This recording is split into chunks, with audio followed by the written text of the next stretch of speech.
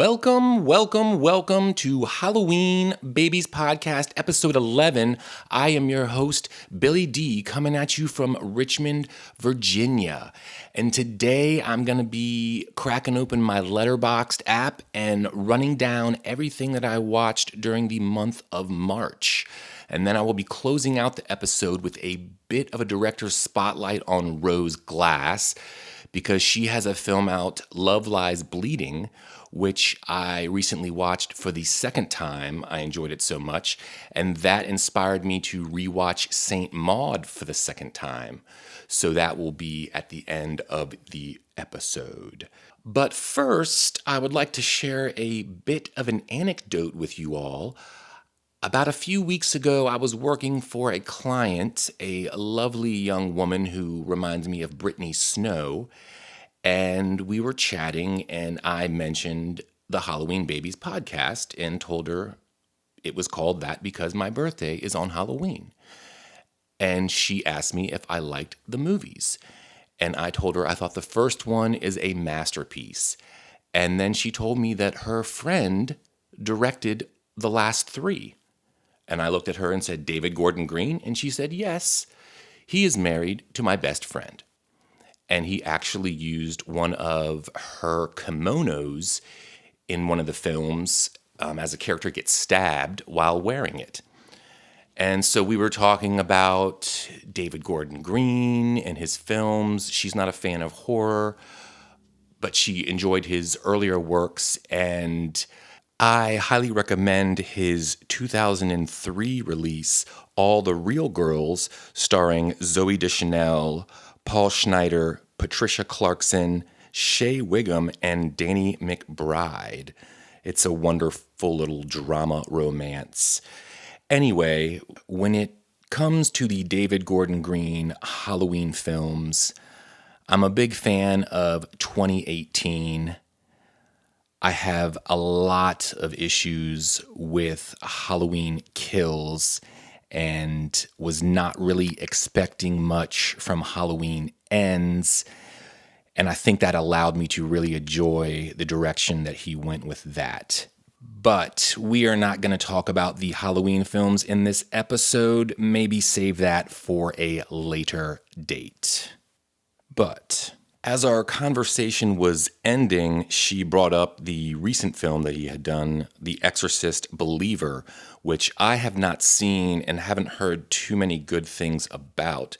But she dropped a little insider knowledge that apparently Mr. Leslie Odom Jr. was a bit of a diva on set and possibly caused the production to shut down. So I feel that didn't really help with the overall product that was released. But again, this is all what I heard, so take it with a grain of salt. So let's get into talking about these movies, shall we? First up is Border from 2018. It's listed as a crime, drama, fantasy, mystery, romance, sci-fi thriller, directed by Ali Abbasi, starring Eva Melander and Eero Milnoff. It's 110 minutes long and available on Tubi. When a border guard with a sixth sense for identifying smugglers encounters the first person she cannot prove is guilty, she is forced to confront terrifying revelations about herself and humankind. With the tagline, "Sense something beautiful." This is a dark and strange fairy tale about coming to terms with your existence and finding peace and your place in the world. I caught this strange little film years ago, and it's been living rent-free in my head ever since, so I gave it a rewatch recently. With some exceptional makeup and prosthetic effects, beautiful landscapes, and excellent performances, this Swedish little gem from Ali Abbasi, who also directed a few episodes of The Last of Us, is worth a watch if you're looking for something different. Heads up, this might have one of the strangest sex scenes I've ever seen. A truly unique and beautiful film. I gave it 3.5 out of 5 stars. Next up is American Mary from 2013, listed as a drama horror directed by the Soska sisters, starring Catherine Isabelle. It is 103 minutes long and available on Tubi. A young medical student struggling to pay tuition is drawn into the shady world of underground body modification, with the tagline, "Appearances are everything." This is apparently a comfort movie for me now. It helps that Catherine Isabelle is one of my favorite scream queens, and she kills it in what is my favorite film by the Soska sisters. It's trashy, dark, gory, sexy, and brutal. It's one of the few rape revenge films where you can beg the question, girl, did you take it just a little too far? I support her decisions, but damn. Damn, girl. I rated this 4 out of 5 stars. Next up is The Killer from 2023, listed as a psychological thriller, suspense, mystery, action, adventure, crime, drama directed by David Fincher, starring Michael Fassbender, with a 118-minute runtime. This is available on Netflix. After a fateful near miss, an assassin battles his employers and himself on an international manhunt he insists isn't personal, with the tagline, "Execution is everything."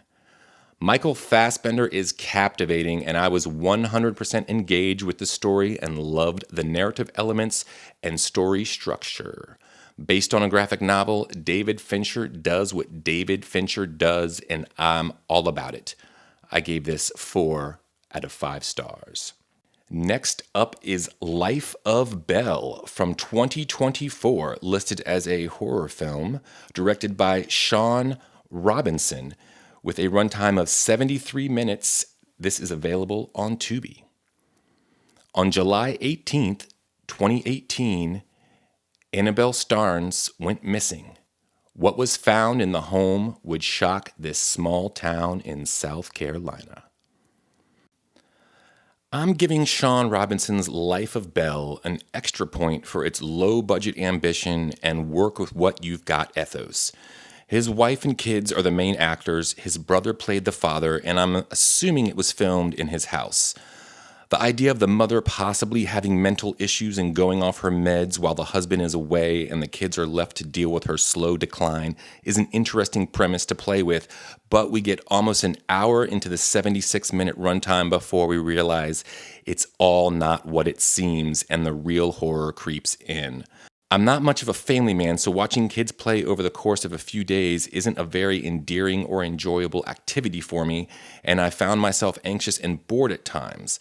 Unlike a lot of found footage where nothing happens until the very end, Robinson does deliver some disturbing scenes throughout the film as well as some effective, if brief, haunting images. I'm giving Life of Belle 3 out of 5. Again, extra points for the ambition. And I'd like to give a little shout out to Dave Z for bringing this film to my attention. He's been in talks with the director and might possibly have an interview with him coming down the line. Next up is Monolith from 2024, listed as a conspiracy thriller, psychological thriller, mystery sci-fi, directed by Matt Vesley, starring Lily Sullivan, with a 94-minute runtime. This is available on Prime. A desperate young journalist turns to podcasting to salvage her career, but her rush to make headlines leads her to an alien conspiracy, with a tagline, "All you have to do is listen." A disgraced and doxxed journalist turns to podcasting in hopes of salvaging her career by investigating claims of people who received mysterious black bricks that bring a sense of doom and dread. Is it all a scam, an alien conspiracy, an infection of language, or just a metaphor for shame and regret and how we block it all out and bury it deep down within ourselves? This is a dialogue-driven film starring Lily Sullivan from Evil Dead Rise, and with the exception of a short childhood birthday video, she is the only actor seen on screen. Director Matt Vesely does his best to deliver a compelling story given its limitations. He avoids presenting in the all-too-familiar screen life format and opts for more intimate close-ups, slow haunting pans, and still shots that navigate the compartmentalized and isolated home in which the film takes place as our lead records and edits her podcast while slowly fraying around the edges the deeper she gets. This mystery sci-fi thriller may move too slow for some, but the production quality is strong, and so is Sullivan's performance. This would be a good start as a double bill with 2009's Pontypool. I gave Monolith a 3.5 out of 5 stars. Next up is Dune Part 2, listed as a desert adventure epic sci-fi action drama. Directed by Denis Villeneuve, starring everybody. It's 166 minutes long, and it's in theaters now.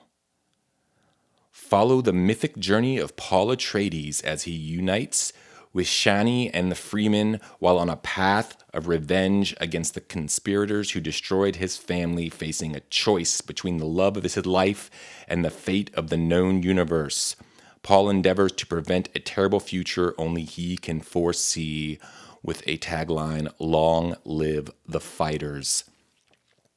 Dune Part 2 is a pure spectacle of cinematic magic. Visually, it's magnificent, vast, and overwhelming at times, and the same can be said of the story. I would recommend checking out a YouTube recap of Part 1 beforehand. The cast is stellar and the performances are great, but they take a back seat to the sets, locations, costumes, effects, and especially the score. When everything hits you, you are transported to the world of Dune. I gave this 4 out of 5 stars. Next up is Bigfoot, The Lost Coast Tapes from 2012. Listed as a horror mystery thriller directed by Corey Grant with a runtime of 90 minutes and available on Tubi.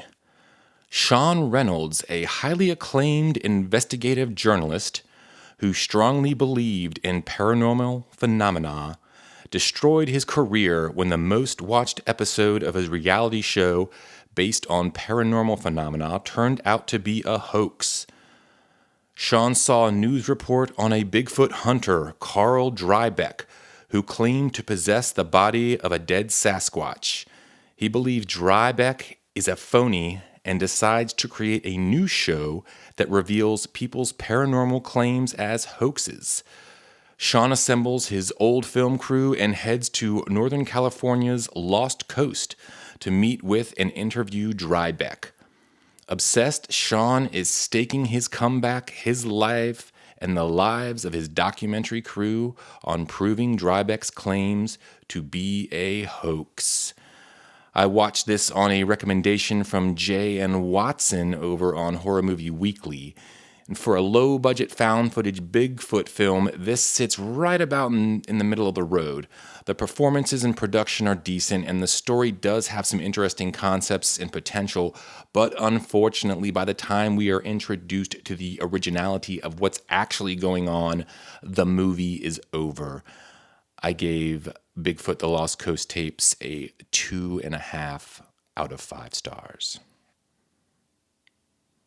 Next up is Late Night with the Devil from 2024, listed as a horror film directed by Cameron Cairns and Colin Cairns, starring David Dastmalchian, with a runtime of 93 minutes. This is currently in theaters. Australian filmmaking brothers Cameron and Colin Cairns have taken inspiration from a real-life late-night show from the 1970s, The Don Lane Show, to bring us this found-footage horror film about a live television broadcast that aired on October 31st, 1977.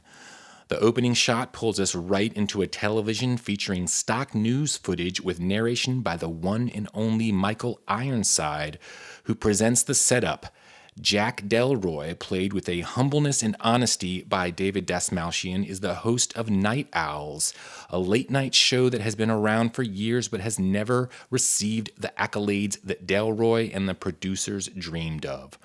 With a last-ditch attempt to score big ratings, this Halloween-themed show was aired to horrendous and disastrous results. Now the missing tapes have been found, and we watch in real time as what aired that fateful night is revealed.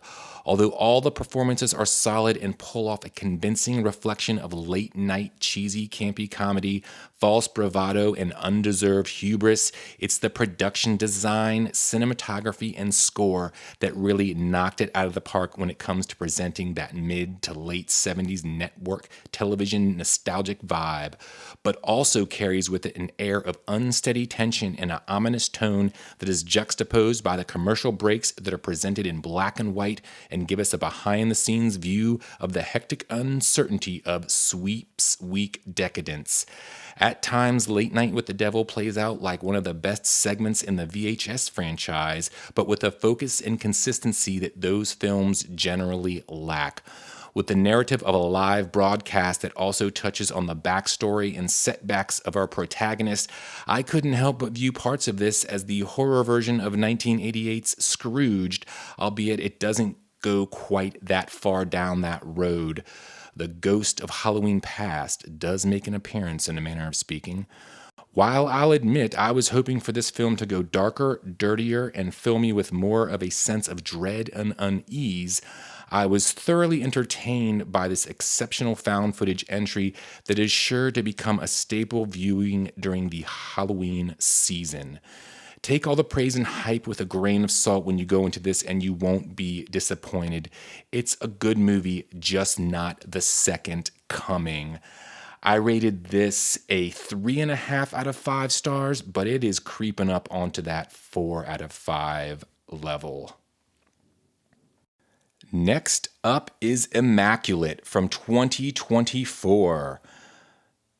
Listed as a horror film directed by Michael Mohan, starring Sydney Sweeney with a runtime of 89 minutes, and this is currently in theaters.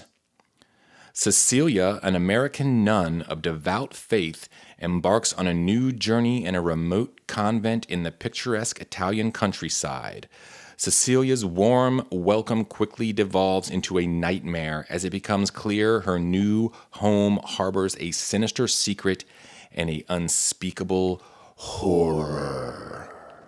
With a tagline, "Not every intervention is divine." Thanks to the cinematography and an 89-minute runtime, this entry into nunsploitation starring Sydney Sweeney doesn't really break any new ground, but it does deliver a solid and classically stylish horror film with plenty of gore and a handful of inventive, albeit telegraphed, jump scares. The director of photography, Elisha Christian, who previously worked on The Night House, fills the screen with religious iconography, intimate close-ups, and more than a few things lurking in the shadows and the corners of the screen.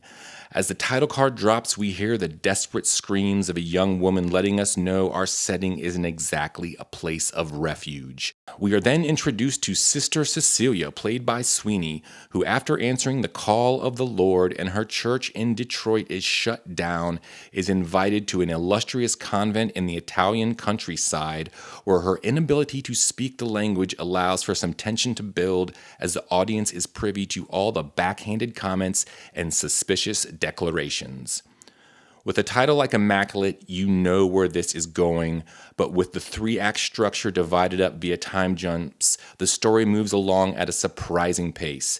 Sweeney's at her best when she's screaming into the camera and questions why this is being allowed to happen and why isn't everyone more concerned about her well-being. Yes, of course, there's a bit of social commentary going on as we question the ethics and hypocrisy of the Catholic Church, but it doesn't get too preachy or heavy-handed. Despite being derivative with its story, this film does get bloody and goes as dark as you'd be hoping, even if it's only during the closing minutes. I give Immaculate a 3.5 out of 5 stars. Next up is You'll Never Find Me from 2024, listed as a horror thriller directed by Josiah Allen and Indiana Bell, starring Brendan Rock and Jordan Cohen. With a runtime of 96 minutes, this is available on Shudder. This feature film debut from Australian co-directors Josiah Allen and Indiana Bell, written by Bell, is a testament to paranoia and gender politics that is just dripping with tension, dread, and uncertainty. It's pretty much two people hanging out inside a trailer home while a violent storm rages outside and we have to play detective. Something is just not right with either of our characters. Brendan Rock is the bearded and sweaty homeowner who waxes poetically and mumbles ominously about the existential meaning of life, as Jordan Cohen, the visitor, is the self-aware, rain-soaked woman with fear in her eyes and a secret in her heart. This film is all about tone, atmosphere, and tension.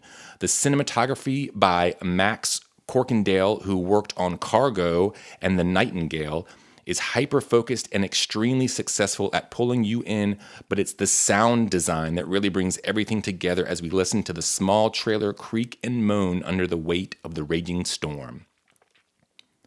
To say it's a slow burn would be an understatement, and a lot of viewers won't have the patience to become fully engaged and find enjoyment as the story unfolds, but this film is not for those people. This is a film for people obsessed with craft and presentation that don't scoff at the idea of film as meditation.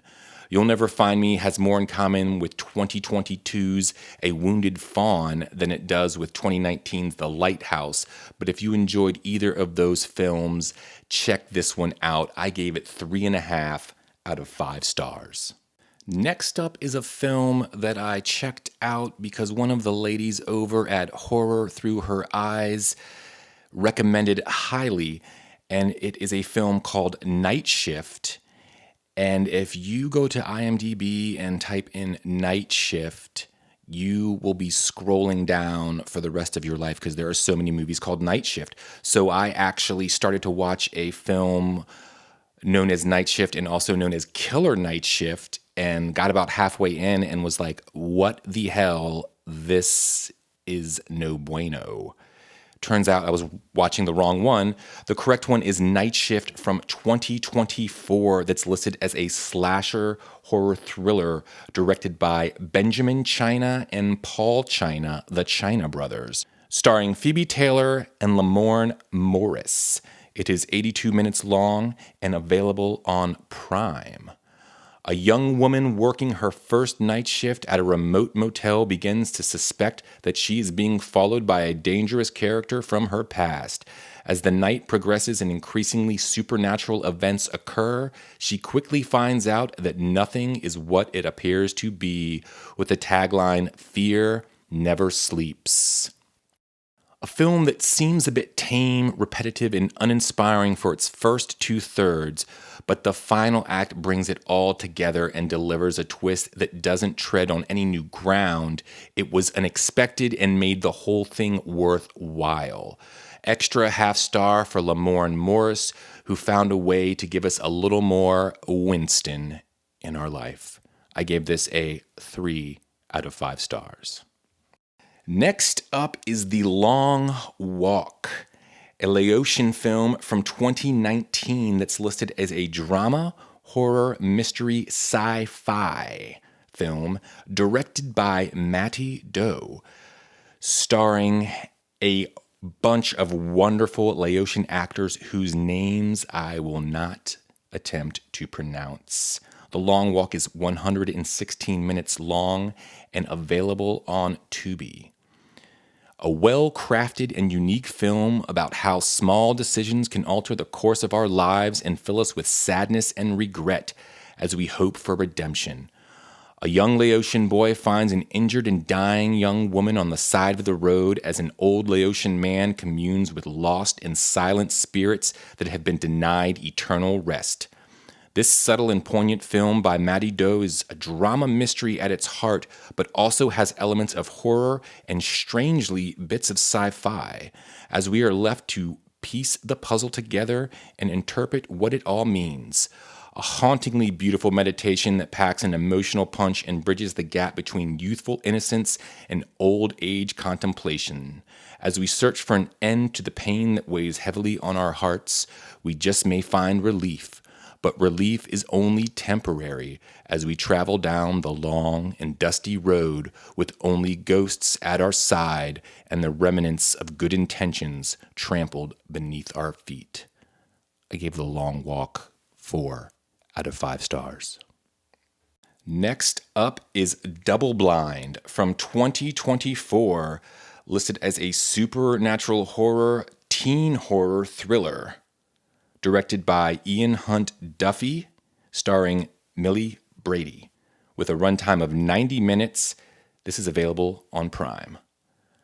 A group of people sign up for an experimental drug test and accidentally get locked inside the bunker-like medical facility when they realize if they fall asleep, they die. As the group struggles to stay awake, paranoia and confusion compound as reality starts to distort.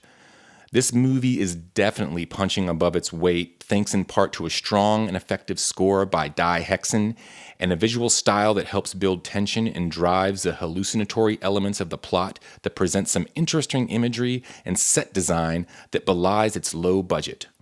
Pollyanna McIntosh is the most recognizable member of the cast, and although she is used sparingly, her presence is effective at letting us know things will not go as planned. For the most part, Irish director Ian Hunt Duffy does a fine job for his first feature film, and while the screenplay by Derek McGarrigle does have a few issues, this is not a bad entry into the trapped in a medical facility subgenre. Double Blind may move a bit too slow for some, but the atmosphere, tone, and performances are strong enough to make this horror thriller worth a watch, although I would wait until it is streaming for free. I gave Double Blind a 3 out of 5 stars. And lastly, before the main event, is Slay from 2024, listed as a vampire horror comedy, directed by Jem Gerard, starring Ryan A. Taylor, Heidi N. Closet, Crystal Method, and Caramel. With a runtime of 99 minutes, Slay is available on Tubi.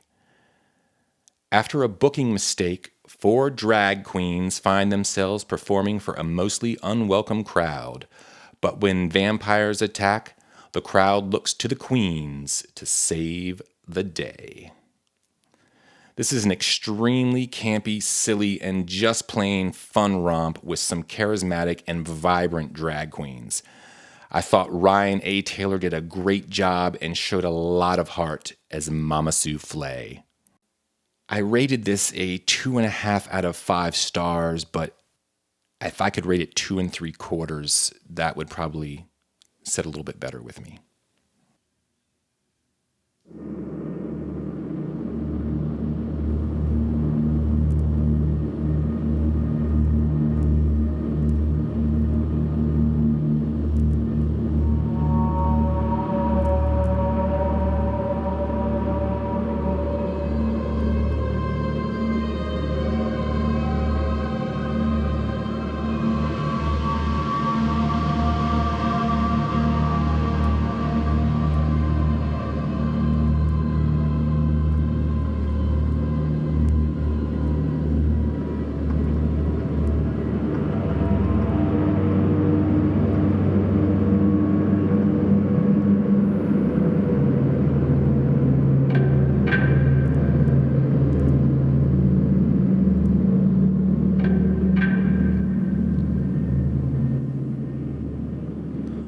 Rose Glass, an English film director and screenwriter, born in London, England in 1990. She went to the London College of Communication, and after graduation, she made a short film called Stormhouse and submitted that in her application to the National Film and Television School and graduated in 2014. While there, she made another short film, Room 55. While I wasn't able to locate where either of these films were to be seen, you can view the trailer for Room 55 on YouTube. In a 2022 interview with Far Out, Glass recalls taking inspiration for her feature film debut Saint Maud from such films as the Roman Polanski-directed Repulsion, Rosemary's Baby, Ken Russell's The Devils, and Martin Scorsese's Taxi Driver. With the release of her current film, Love Lies Bleeding, Glass provided a 2024 interview with the Associated Press where she spoke about utilizing the 1995 Paul Verhoeven-directed Showgirls as a means to demonstrate to the cast the overall setting and tone of the film. A few similarities between Saint Maud and Love Lies Bleeding. Both of the leads are caretakers in a manner of sense. One runs a gym where she cleans up everyone's shit, literally, and the other works in hospice care. Also, in both films, the second lead is a athlete or former athlete. In Love Lies Bleeding, you have a bodybuilder, and in Saint Maud, you have a retired dancer. Both films contain a lot of cigarette smoking and injections of some sort. Both have lesbian themes and transformation themes, and both films share the same cinematographer, Ben Fordsman. So let's start with Saint Maud from 2021, listed as a psychological horror thriller suspense mystery drama, directed by Rose Glass, starring Morfydd Clark and Jennifer Ehle. With a runtime of 84 minutes, it is currently available on Prime. Having recently found God, self-effacing young nurse Maud arrives at a plush home to care for Amanda, a hedonistic dancer left frail from a chronic illness. When a chance encounter with a former colleague throws up hints of a dark past, it becomes clear there is more to sweet Maud than meets the eye. The tagline, "Your Savior is Coming." Saint Maud is a dark psychological character study full of dread and melancholy. It's got some great visuals and an ominous tone with a handful of haunting images. Maud, who starts the film backed into a corner and looking up, hoping for guidance, spends the rest of the film trying to transform her constitution and metamorphosize her pain into purity. A film with an ending open to interpretation, Saint Maud is a very impressive feature film debut, and I give it 3.5 out of 5 stars.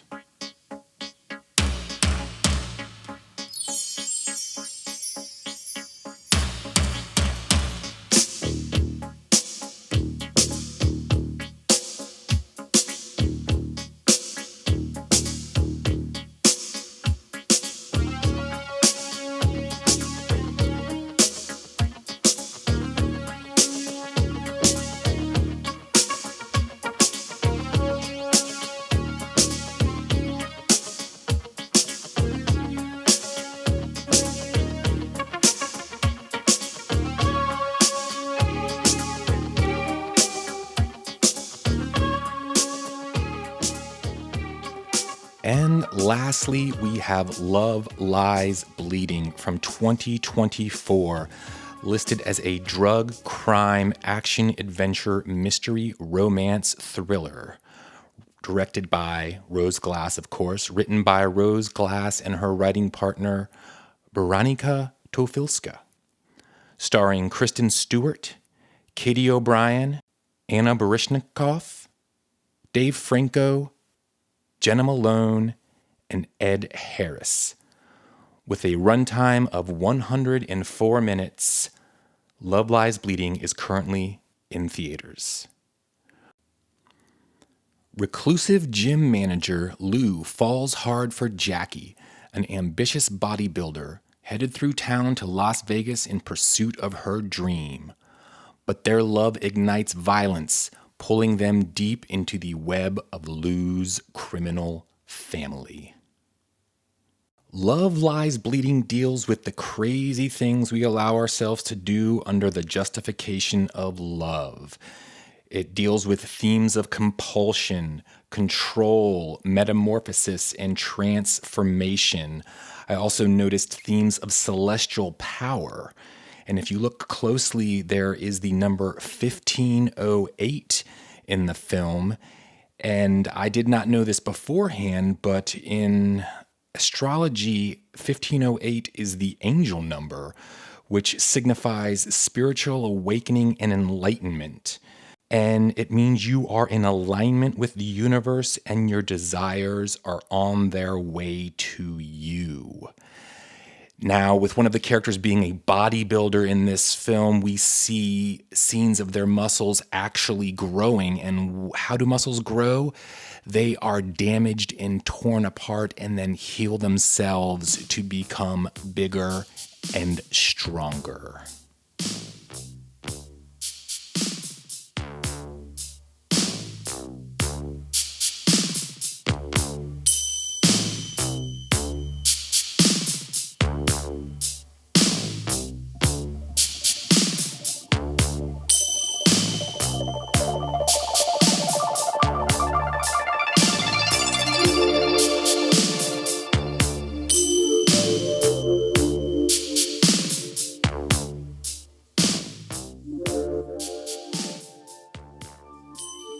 A pulp noir love story full of sex, blood, guns, muscles, and cigarette after cigarette after cigarette. The glitz and shine of most 80s period piece films has been replaced by sweat and grime as we hang out in warehouse gyms, gun ranges, and the side of the road as we are introduced to Lou, played by the pensive Kristen Stewart, who meets and falls for Jackie, a vagabond bodybuilder chasing the dream, played by Katie O'Brien, looking absolutely ripped and gorgeous. Jenna Malone is the timid, hopeless sister. Dave Franco is the repugnant brother-in-law with gross hair. Ed Harris as the estranged and enigmatic father with arguably grosser hair, and Anna Baryshnikov as the scene-stealing Daisy, a lost puppy dog of a character with horrible teeth who's not afraid to smile. Rose Glass switches gears from 2021's Saint Maud and cranks up the style, tone, and visual distortions to an 11 and gives us something reminiscent of early Coen brothers with a hint of Cronenberg. Not only do we get awkward situations, dry humor, and gore, we get enough twists and turns to keep us on our toes and guessing what comes next.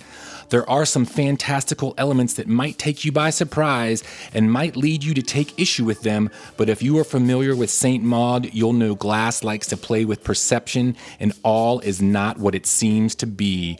I was completely engaged and couldn't look away.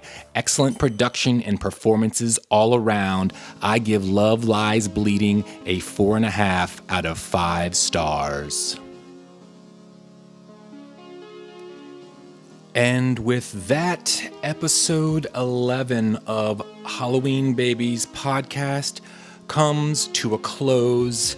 I am your host, Billy D, and I would like to thank you all for listening, and please rate and review this podcast. You can contact me on Instagram at Halloween Babies Podcast or via email at halloweenbabiespodcast@gmail.com. I hope everyone out there is staying safe, staying scared.